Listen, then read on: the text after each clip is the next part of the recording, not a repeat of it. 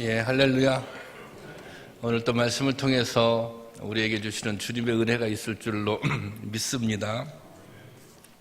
오늘은 어버이 주일입니다. 자식들을 위해 모든 사랑을 다하고 희생한 이 땅의 모든 아버지, 어머니들에게 하나님의 은혜가 더욱 충만하기를 축원합니다. 우리말 중에 천수를 누린다 이런 말이 있습니다. 이것은 하나님이 주신 생명의 연한을 온전하게 다 누린다는 뜻인데, 그냥 오래 사는 것만이 아니라 행복하고 건강하게 잘 산다는 의미가 담겨져 있습니다. 이런 복이 우리 부모님들에게도 임하기를 기도하고 축복합니다. 얼마 전 통계청이 발표한 2015 한국의 사회 지표에 따르면 우리나라의 65세 이상 노인 인구 비중이 지금 약 한 13% 정도 된다고 합니다. 이 비율은 점점 더 높아질 전망인데요. 2050년도에는 36% 정도 증가하게 되고, 그러면 세계에서 제2의 고령화 사회가 될 것이다. 그렇게 이 보고서에 의하면 예측하고 있습니다. 지금 우리나라에 살고 있는 저와 여러분들이 얼마 동안이나 살 수 있을 것 같습니까? 이것을 예측해 보는 것을 기대 여명이라고 하는데요. 2014년을 기준으로 볼 때 여성은 85.5세, 남성은 79세입니다. 여성들이 한 6년 정도 더 사는 것이죠. 이 기대 여명은 줄어들지 않고 계속해서 늘어날 전망입니다. 이제 그야말로 우리가 100세 시대를 살고 있는 것입니다. 하지만 이처럼 수명이 늘어나는 것이 아주 기쁜 일만은 아닙니다. 문제는 얼마나 오래 사느냐, 얼마나 장수하느냐, 이것보다 얼마나 행복하게 사느냐 하는 것이 중요하기 때문입니다. 그렇죠? 예. 노인 난민이라는 말이 있습니다. 근래 새로 생긴 신조어인데, 사회적으로나 가정적으로 제대로 돌봄을 받지 못하는 노인들을 가리키는 말입니다. 제대로 부양을 받지 못하니 그 처지가 마치 난민들과 다를 게 없다는 뜻으로 사용되어지는 말입니다. 지금 우리 사회가 거의 핵가족화 되어 있기 때문에 노년 가구 수가 증가하는데 10가구 중에 7가구 정도가 지금 노년 가구라고 하는 거예요. 이런 말이 있습니다. 북한이 서울을 쳐들어올 수 없는 이유, 절대로 그 이유가 몇 가지가 있는데요. 첫째는 서울 한복판에는 밤낮 없이 총알 택시가 다니고 있기 때문에 그렇다는 거예요. 그리고 저녁 때가 되면 대포집들이 문을 엽니다. 그런데 또 거기다가 왕대포집도 있고 그 옆에 부대찌개집도 있어요. 그런데 결정적인 이유는 핵 가족으로 무장되어 있기 때문에 절대로 안 된다는 거예요. 뭐 그런 의미는 아니지만, 그래서 지금 다 이게 핵 가족화되었다는 것입니다. 성경에서는 사회적인 약자들을 돌보는 것을 하나님의 명령으로 규정하고 있습니다. 고아와 과부, 나그네들을 먼저 배려하고 도와주라는 것입니다. 그런데 여기에 더하여 온 사회가 기억하고 섬겨야 할 계층이 있습니다.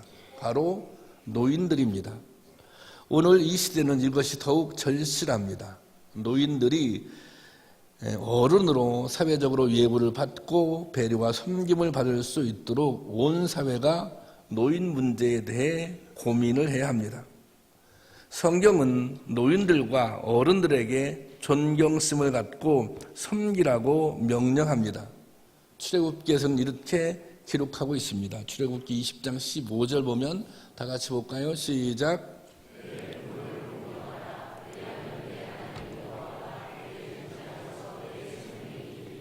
예, 이 말씀을 보면 부모님을 공경하는 일에 3급까지 조건으로 제시되고 있음을 알 수 있습니다. 다시 말해 이것은 하나님의 간곡한 명령인 것입니다. 꼭 순종해야 할 명령으로 내 부모를 공경하라, 그렇게 말씀하고 있습니다. 오늘은 하나님의 명령에 따라 우리가 우리 부모님의 세대를 어떻게 섬겨야 할지 진정한 섬김의 방법을 생각해보며 교훈을 얻고자 합니다. 첫 번째로 사랑을 기억하라는 것입니다. 부모님의 사랑을 기억하라. 1987년 성탄절을 앞둔 12월 어느 날 옛 소련에 속해 있던 아르마니아에서 대지진이 일어났습니다. 이 지진 피해로 2만 5천 명이 사망했습니다. 지진으로 건물이 무너져 내려 26세의 스잔나 페트로시안과 그의 딸 4살 먹은 가야니가 건물 벽 속에 갇히게 되었습니다. 죽음의 공포 속에서 아이는 갈증과 굶주림에 지쳐 울부짖었습니다. 그의 어머니 스잔나는 유리 조각으로 손가락을 찔러 자신의 피를 사랑하는 딸의 입에 떨어뜨렸습니다. 어머니는 딸이 보챌 때마다 차례차례 손가락을 베어 아기의 입에 물렸습니다. 어머니 스잔나의 손가락 10개는 모두 피범벅이 되었습니다. 두 모녀가 매몰된 지 14일 만에 극적으로 구조되어 발견되어 두 모녀의 생명이 구출이 되었습니다. 이게 어머니의 사랑입니다. 저는 그렇게 생각합니다. 여러분들도 똑같은 처지에 놓였다면 그렇게 했을 것입니다.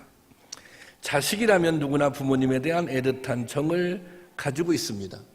진자리 마른 자리 갈아 누이시고 손발이 다 닳도록 고생하신 부모님의 희생을 잘 알고 있기 때문입니다. 모든 자식에게 부모님은 희생과 사랑의 상징입니다. 자식이 당하는 고통을 자신의 고통처럼 여기고 차라리 내가 아팠으면 좋겠다. 부모님들은 그렇게 생각합니다. 또 자식에게 안 좋은 일이 생기면 그것이 모두 당신의 탓이라고 그 책임이 나에게 있다고 자책합니다. 제가 병원에 신방을 가보면 가끔 어린 아이가 병원에 입원해 있는 경우가 있습니다. 병원에 가보면 아이가 아파서 병원에 입원했잖아요. 근데 정작 아픈 아이보다 그 옆에 있는 엄마가 다 죽어갑니다.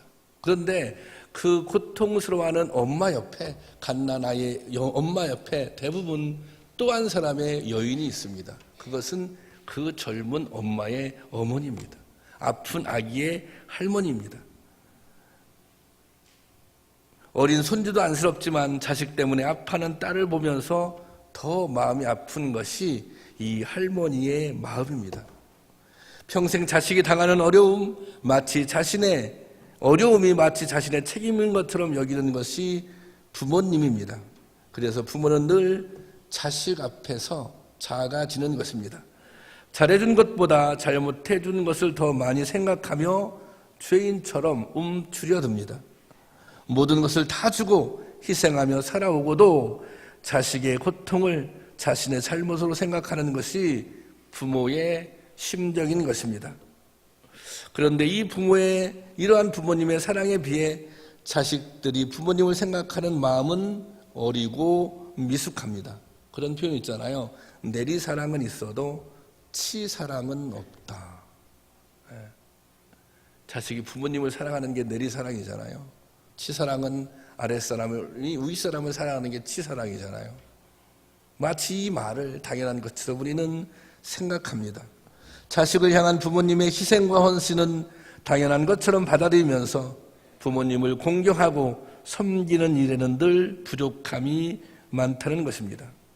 제가 자주 목회 게시판에 어버이날이 되면 실었던 시 중에 이런 시가 있습니다. 여러분들 많이 아실 거예요. 어머니는 그래도 되는 줄 알았습니다. 라는 시입니다. 어머니는 그래도 되는 줄 알았습니다. 하루 종일 밖에서 죽어라 힘들게 일해도 어머니는 그래도 되는 줄 알았습니다. 찬밥 한 덩이로 홀로 대충 부엌에 앉아 점심을 때워도 어머니는 그래도 되는 줄 알았습니다. 한겨울에 차가운 수돗물에 맨손으로 빨래를 방망이질해도 어머니는 그래도 되는 줄 알았습니다. 배부르다, 생각 없다, 식구들 다 먹이고 굶어도 어머니는 그래도 되는 줄 알았습니다. 발꿈치 다 해져 이불이 소리를 내도 어머니는 그래도 되는 줄 알았습니다. 아버지가 화를 내고 자식이 속썩여도 끄떡없는 어머니의 모습, 어머니는 그래도 되는 줄 알았습니다. 돌아가신 외할머니 보고 싶으시다 하셔도 그것이 그냥 넋두리인 줄만 알았던 나. 밤중 잠에서 깨어 방구석에서 한없이 소리 죽여 울던 어머니를 본 후 이런 생각이 들었습니다. 어머니는 그러면 안 되는 것이었습니다. 이제 와서 한마디 외쳐봅니다. 어머니 사랑합니다.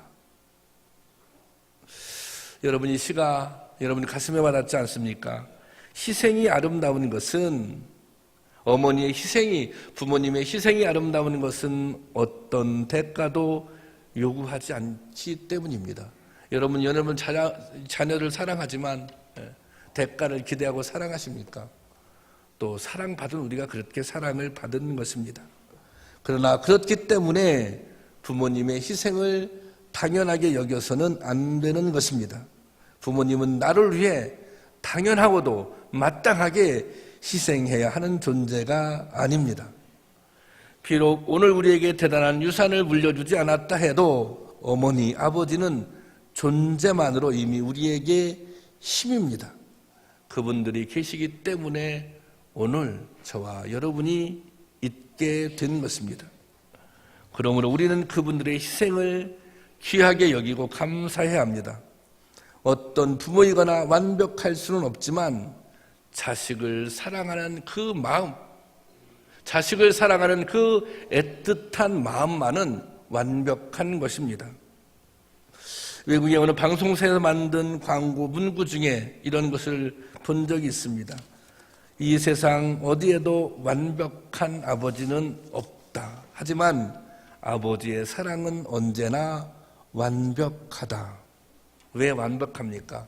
그 사랑은 온전한 자기 희생을 전제로 하고 있기 때문입니다. 여러분, 평생 자식을 마음에 품고 태산의 사랑을 주기 위해 희생하며 살아오신 부모님의 사랑을 기억해야 합니다. 그래야 그 사랑에 값하는 존경과 사랑으로 부모님을 섬길 수 있기 때문입니다. 바라기는 부모님의 사랑을 기억하고 존경하는 마음을 가질 수 있기를 주님의 이름으로 축원합니다. 두 번째로, 권위를 인정해라. 부모님들의 권위, 어르신들의 권위를 인정하라는 것입니다. 노인들께서는 오랜 세월 축적된 다양한 경험과 지식이 있습니다. 오늘 본문 말씀 다시 읽어볼까요? 오늘 본문 말씀 시작. 너는 셋머리 앞에서 일어서고 노인의 얼굴을 공경하며 내 하나님을 경외하라. 나는 여호와이니라. 공경이라고 하는 말은 히브리어로 카바드인데요. 이 말의 기본적인 뜻은 무거운, 무겁다 이런 뜻을 가지고 있습니다. 이것은 권위와 관련된 말입니다. 즉 부모님을 공경하라는 것은 부모님으로서 마땅히 가지고 계신 권의를 인정해 드리는 것을 의미합니다. 또 여기서 일어선다고 하는 것은 상대방에 대한 경의를 뜻하는 것입니다. 상대방을 진심으로 존경하고 귀중하게 여기면 그 앞에서 일어서게 되는 것입니다. 노인들의 지혜는 긴 삶의 여정 동안 경험으로 익힌 지혜입니다. 노인들의 흰 머리는 바로 이 경험과 지혜의 상징입니다. 그래서 잠언 20장 29절에 이렇게 기록되어 있습니다. 다 같이 읽어볼까요? 시작. 젊은 자의 용하는 그 힘이요 늙은 자의 아름다운 것은 백발이니라. 예. 젊은 자의 영화는 어디에서 나와요? 힘에서 나와요.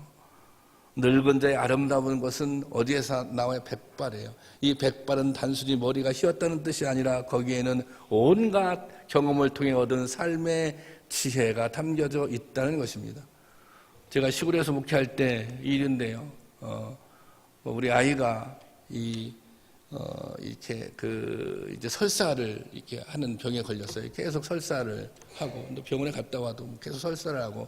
근데 우리 권사님 한 분이 오셔서 무슨 이게 종제기에 조그만 물을 이렇게 가지고 오셔서, 전도사님, 이거 제 말을 믿고 이거 한 번만 이렇게 꼭 젓가락으로 찍어서 한번, 석현이니까 아기한테 한번 이렇게 물려보세요. 그러면 설사가 멎을지도 몰라요. 병원도 갔다 오고 며칠 설사하고 있는 아이한테. 그래서 그게 무슨 뭐 한 숟가락을 먹이는 것도 아니고 그 젓가락으로 콕 찍어서 먹이라니까. 그래서 그래요 권사님 한번 해보죠. 예. 그 권사님의 말을 그렇게 뭐 설사가 멎게 될 것이다 믿지 않았어요. 근데 딱 했어요. 그래서 설사가 멎었어요.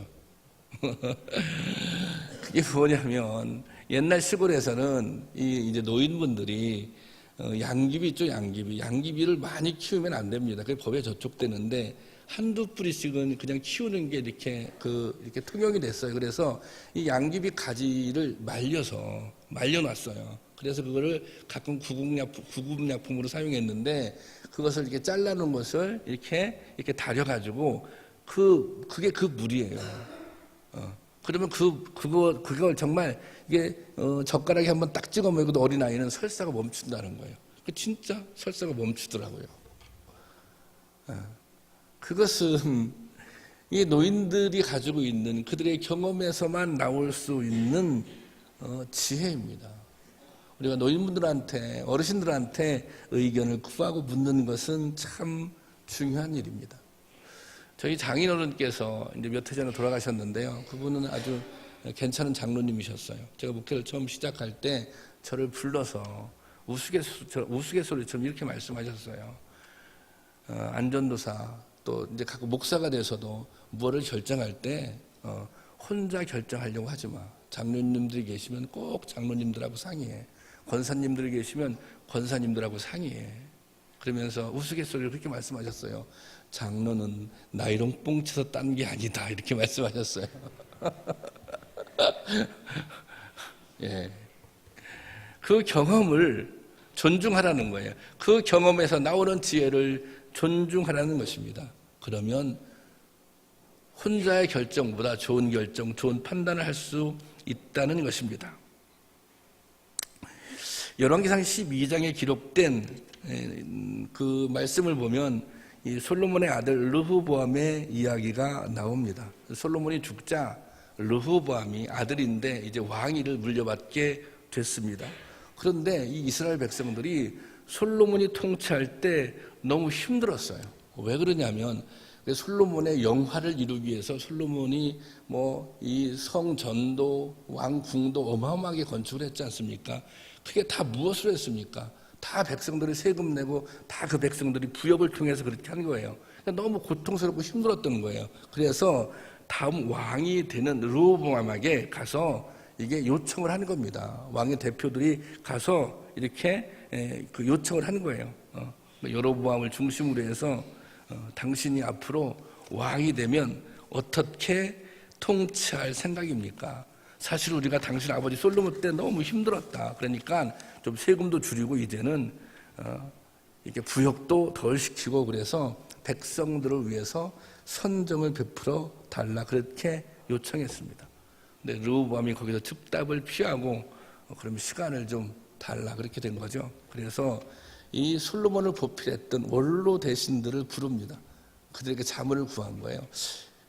참 이게 이런 요청이 들어왔는데 내가 어떻게 해야 되죠? 그게 원로들이 대답해 줍니다. 그러면 그 사람들의 요구들 다 들어줘라.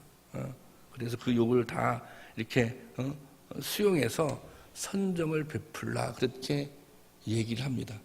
근데 바로 르호보암의 그 얘기를 듣지 않아요. 다시 한 부류의 사람을 부릅니다. 그것은 자기와 같은 젊은 신하들을 부릅니다. 이 젊은 신하들은 그렇게 하면 안 됩니다. 그렇게 하면 뭐 이렇게 왕을 무시할 수 있기 때문에 처음부터 아주 강력하게 주도권을 잡고 왕권을 강화해야 됩니다. 이렇게 이 강력한 통치를 부추깁니다. 르호보암은 노인들의 지혜를 따르는 대신 이 젊은 신하들의 말을 따릅니다. 이것이 정말 큰 실수였습니다.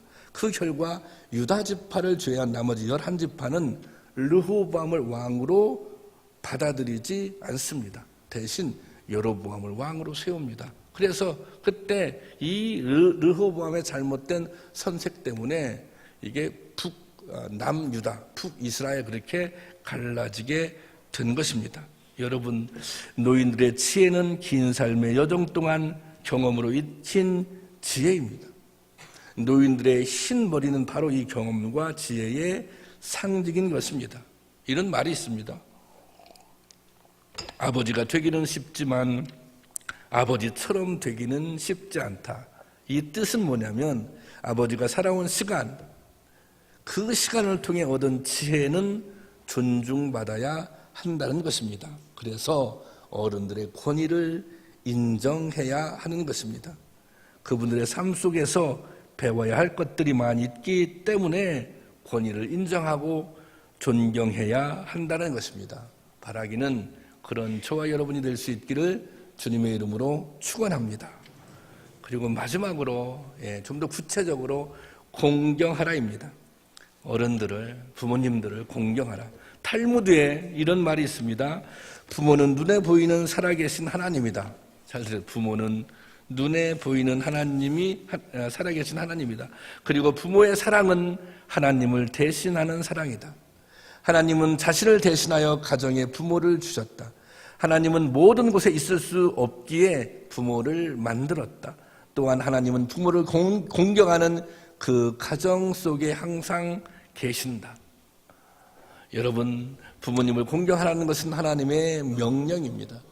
10계명을 두 부분으로 나눌 때 처음부터 네 번째까지는 하나님에 대한 규정이고 5번째부터 10번째까지는 사람 사이의 관계에 관한 규정입니다.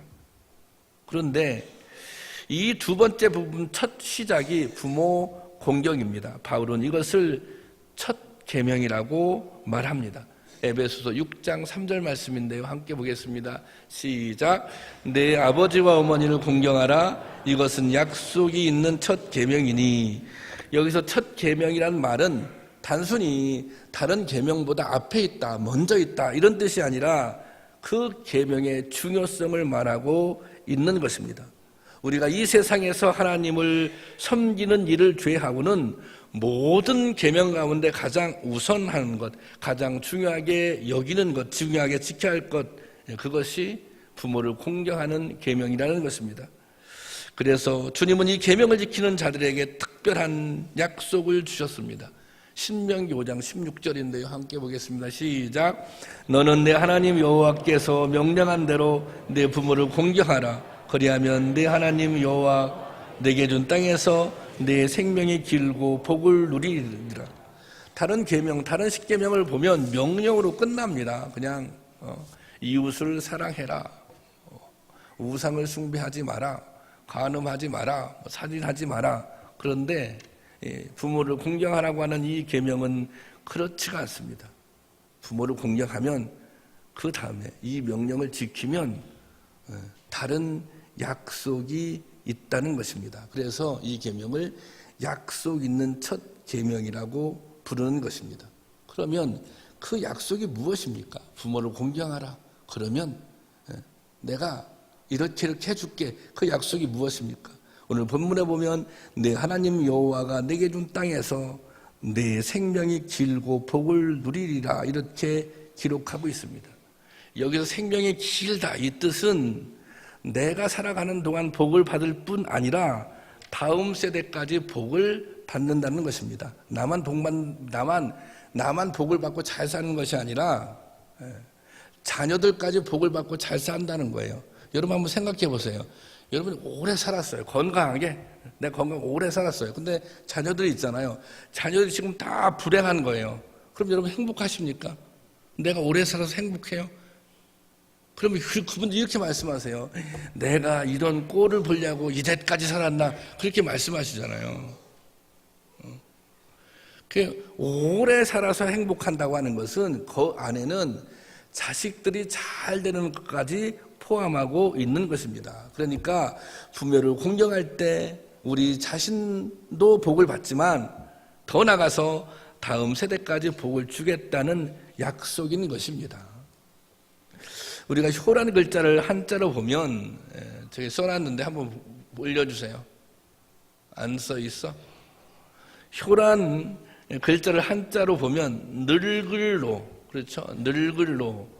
늙을로 보면 이렇게 숟가락 빗자를 뺀 게, 그리고 숟가락 빗자를 빼고 아들 다자를 넣은 게 그게 효자인데요. 그러니까 효도라는 것은 자녀들이 아래에서 받들어 섬긴다는 것입니다.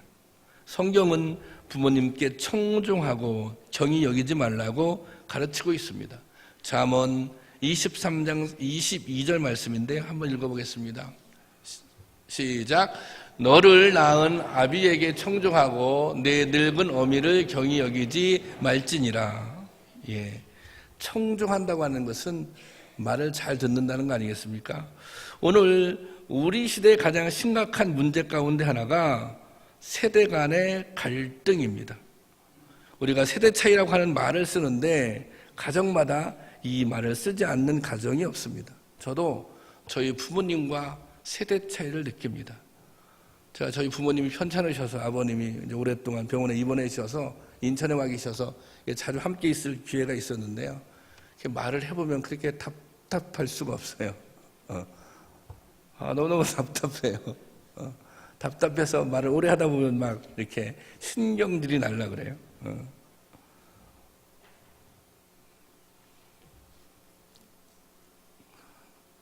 그래서 한 번은 제가 이렇게 막 좀 이렇게 뭐라 말씀하셨어요. 이게 건강에 직결된 문제니까.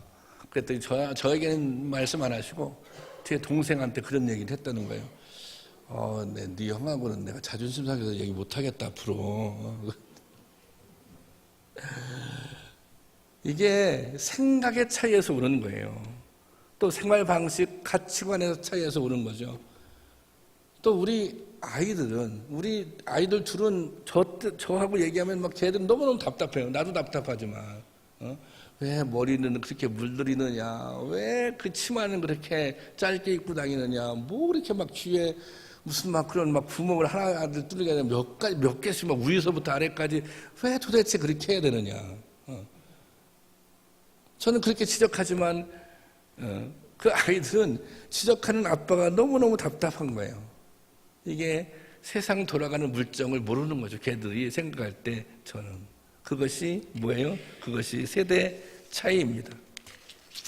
그러니까 이 세대 간의 갈등은 어쩔 수 없는 거예요. 그런데 그렇다고 해서 이 갈등을 방치할 수는 없습니다.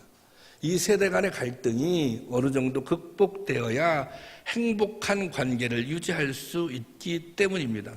여러분, 그러면 이 갈등을 어떻게 풀어갈 수 있겠습니까? 그 답은 뭔지 아세요? 여기 있는 그대로예요.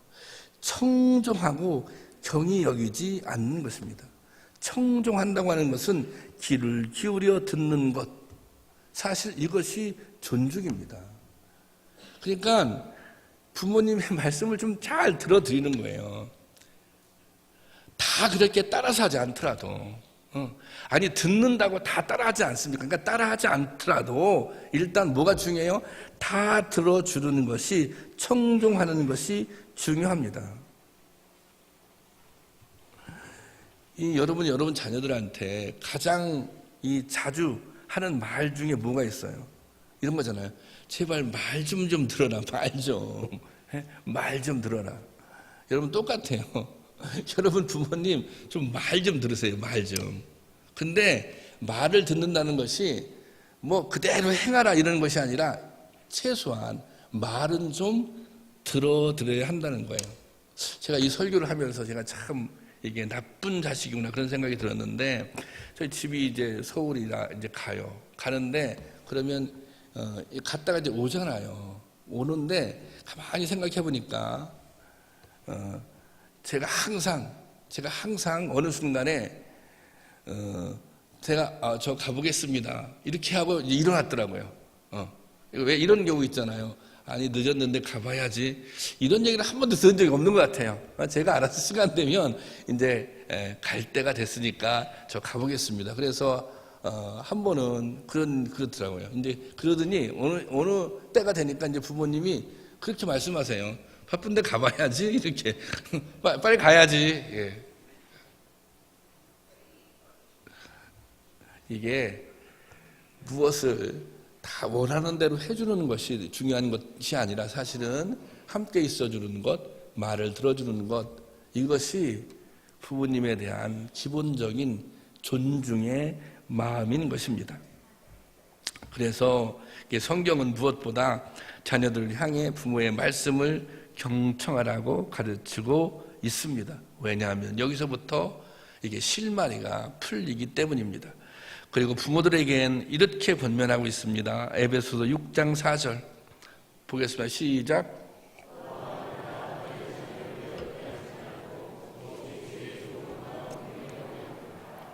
여기는 자녀들을 노엽게 하지 말라 그렇게 기록하고 있잖아요. 요즘에 젊은 분들은 너무 노엽게 안 해서 문제인 것 같은데 이 말뜻은 그거예요. 그래 좀 차이가 있지만 차이를 인정하고 뭐예요? 좀 그래도 이렇게 자녀들을 이해하려고 애써야 한다는 것입니다. 자식의 입장에서 생각해 보는 노력이 필요하다는 거예요. 또 이해하려고 애쓰면 이해되는 부분이 있거든요. 부모들도 자녀들을 배려하고 또 자녀들은 부모의 말을 경청하고 이렇게 해야 된다는 것입니다. 그런데 저는 여기서 자녀들에게 먼저 권면하고 그 역할을 강조하고 싶습니다. 자녀들이 먼저 부모님의 말씀을 경청해라. 왜 그런 줄 아십니까? 부모님에게는 시간이 많지 않기 때문입니다. 자녀들인 우리에게 남아있는 시간보다 부모님에게 남아있는 시간이 짧기 때문입니다. 그래서 살아계실 때 공경해야 하는 것입니다. 조선시대 송강정철은 어버이에 대한 효도에 대하여 다음과 같은 시를 남겼습니다. 어버이 살아계실 때 섬기기 다하여라. 시가 지나간 후면 애달다 어이하리. 평생에 고쳐 못할 일이 이뿐인가 하노라. 부모님 생전에 효도를 다해야지 돌아가신 다음에 후회해봐야 소용이 없다는 것입니다. 그때는 고쳐서 어떻게 해볼 수 있는 방법이 없다는 것입니다. 제가 이제 장례를 치르면서 느끼는 것 중에 하나가 모든 자식들은 부모님이 돌아가시면 후회해요. 내가 참 잘 해드리지 못했구나. 또 우리나라 사람들의 의식 속에는 죽은 조상을 위해 제사를 지내는 것을 조상을 위하는 것으로 이해하는 전통이 있습니다. 하지만 죽은 조상은 위할 수가 없는 거예요. 돌아가신 부모님은 위할 수가 없는 거예요. 살아 생전에 불효하다가 부모 돌아가신 다음 성대하게 제사상 차려놓고 절한다고 그것이 무슨 유익, 무슨 소용이 있겠습니까? 여러분, 부모님 돌아가신 다음에 후회하고 울지 말고 살아계실 때 잘 해드리기 바랍니다. 제가 한 3분 정도 되는데 영상을 준비했습니다. 이 영상을 잘 보려면 이 불을 꺼야 되겠더라고요. 영상을 준비했는데 여기에 이제 젊은 아빠들이 등장합니다. 젊은 아빠들에게 질문을 던집니다. 자기 아이들에 관한 질문인데요. 여기에 대한 대답을 너무 잘해요, 아빠들이. 근데 똑같은 질문을 그러면 너희 부모님에 대해서는 그렇게 알고 있어? 이게 질문을 던지니까 이게 대답을 잘 못하고 그런 내용입니다. 자, 한번 틀어주세요. 예.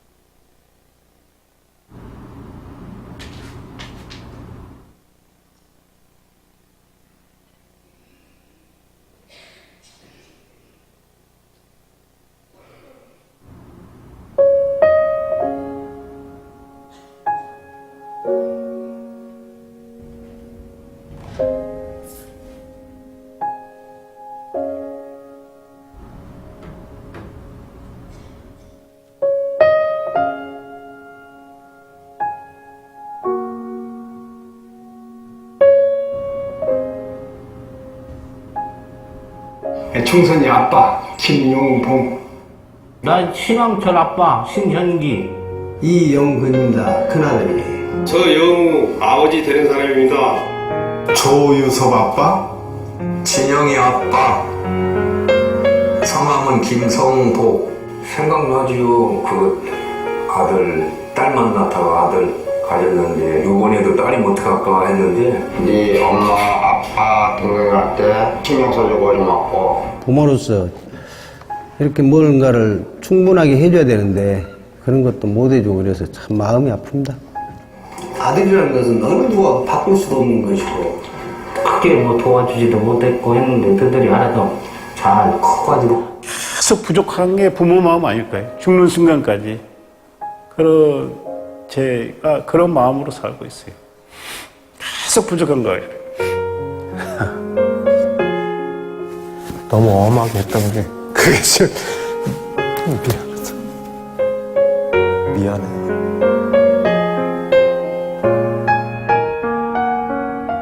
항상 내가 부족하고 항상 미안해요. 걔한테는. 미안하다 참. 모든 것이 부족하고 못 가르치고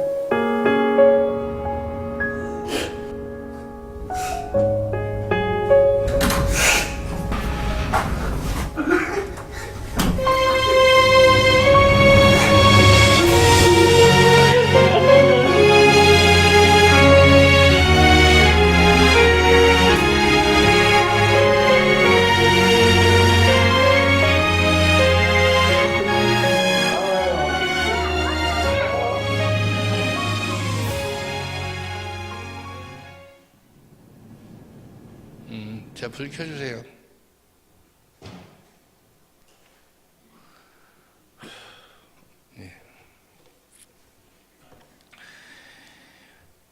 예, 이 영상을 보시면서, 이 젊은 아빠들인데, 자기 자녀들에 대한 정보 있죠. 무엇을 잘 좋아하는 음식이 무엇인지, 이런 것들을 알고 있어요. 근데, 부모님에 관해서는 모르고 있는 거예요. 그리고 또 여기 나와 있는 모든 부모님들이 한결같이 자식들에게 미안해하고 있는 거죠. 저분들이 뭘 못해줘서 미안한 것이 아니라 최선을 다했지만 그냥 미안한 거예요. 자꾸 생각해 보면 부족한 것 같아서 그것이 우리의 부모의 마음입니다. 우리가 이 시간 한번 우리의 마음을 내가 부모님을 향해서 내 마음이 어떤 마음인가 그 마음들을 헤아려 볼 수 있기를 원합니다. 이 시간 찬양하는데요. 이게 어머니 마음입니다. 어머니 마음.